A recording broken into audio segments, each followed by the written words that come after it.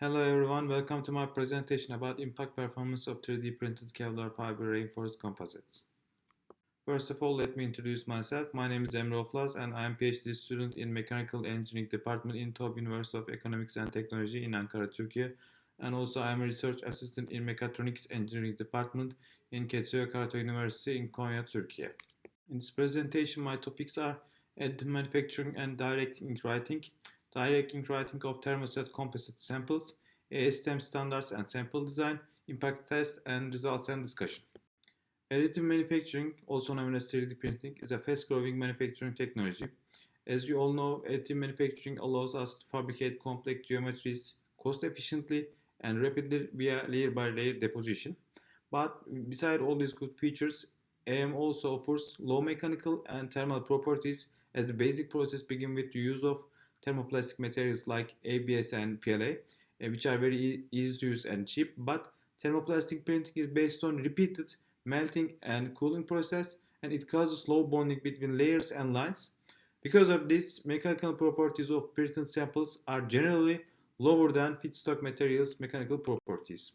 To overcome that mechanical and thermal drawbacks of the thermoplastics, thermoset polymers can be used. Thermoset polymers can be used in additive manufacturing via direct ink writing. Direct ink writing is a new method which is based on extruding an ink whose viscosity is adjusted to be self-supporting during and after printing. As you can see on the right side, there is an extruding nozzle. With the nozzle, we can deposit our feedstock materials, we call it as ink.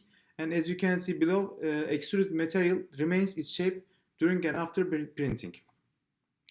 Ink for thermoset polymer composites. Thermoset polymer composites can be fabricated with direct ink writing, but first stage of printing thermoset polymer composite is to prepare a printable ink. A printable ink includes epoxy resin as a thermoset polymer matrix and nanoclay as a rheology modifier. Rheology modifier has a crucial role in preparing ink because ink viscosity has crucial role in direct ink writing. To get a printable ink, ink viscosity must be adjusted carefully via rheology modifiers. And as a reinforcement, we use Kevlar fibers. And lastly, curing agent to complete thermal curing process. This is the stage for ink preparation. First, we add curing agent to epoxy and mix it. In this stage, we call that ink as pure epoxy. Pure epoxy ink has no rheology modifiers like nanoclay or no reinforcements like Kevlar fibers. Then we add nanoclay that ink and mix it. In this stage, we call that ink as base ink. Base ink has nanoclay rheology modifier but no fibers. After that, we add Kevlar fibers to that ink and mix that, and we get that final ink version, Kevlar fiber reinforced ink. To directly write that composite ink, first of all, we fill that ink to the air adjusted syringe. And after that, we adjust the air pressure and measure the ink extruded in 10 seconds to find ink velocity. After that, we calculate all the printing parameters. Then sample designs are done according to ASTM standards and G codes are generated. After that, 3D printing can be started. After all the samples are printed, all the samples are cured in oven. As I mentioned before, there is a repeated melting and cooling process in thermoplastic printing methods like fused filament deposition or etc. But in direct ink writing, there is just one heating process after printing called as curing. This curing process at the very end offers stronger bonding between printing lines and layers. Sample design and test setup. Samples were designed and tested according to ASTM D4812 standard, which is standard test method for unnotched cantilever beam impact resistance of plastics. In this standard, dimensions of the samples and orientation of the fibers are very important. These issues were given importance during sample design, and this is our test setup for impact test. Test specimens were placed and fixed between jaws as shown at the bottom of the figure. Tests were carried out for 1 joule ISO impact test hammer. And impact energy calculated by the machine software was seen and recorded on the test machine display in the left corner. Test samples. To examine the effect of fiber amount and nanoclay amount on impact performance of 3D printed composites, three main test groups with different nanoclay and Kevlar fiber amount were printed. First group is pure epoxy. Pure epoxy group contains no nanoclay or fiber. Since there is no rheology modifier, that ink is impossible to print, so all the samples, pure epoxy samples, were fabricated via molding. 5% base ink group contains 5% volume by ratio nanoclay but no fiber. In a similar way, 8% base ink group contains 8% nanoclay but no fiber. In 3.5% Kevlar fiber reinforced group contains 5% volume by ratio nanoclay and 3.5% volume by ratio Kevlar fiber. To prepare a printable ink, enough rheology modifier must be used to both adjust the ink viscosity and to get that ink mixed homogeneously. So we prepared all the fiber reinforced inks with 5% nanoclay to make a good comparison between test groups, to make a good comparison between base ink group and Kevlar fiber group. In a similar way, 6.3% Kevlar fiber group contains 5% nanoclay and 6.3% Kevlar fiber. Test results. Impact energy values of the test samples were obtained from software test machine. Then impact strength values were calculated as the ratio of impact energy and cross-section area of the specimen.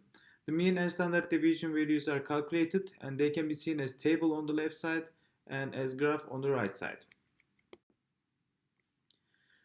To compare difference between groups, Mann-Whitney U tests were conducted and p-values of the heat comparison was obtained.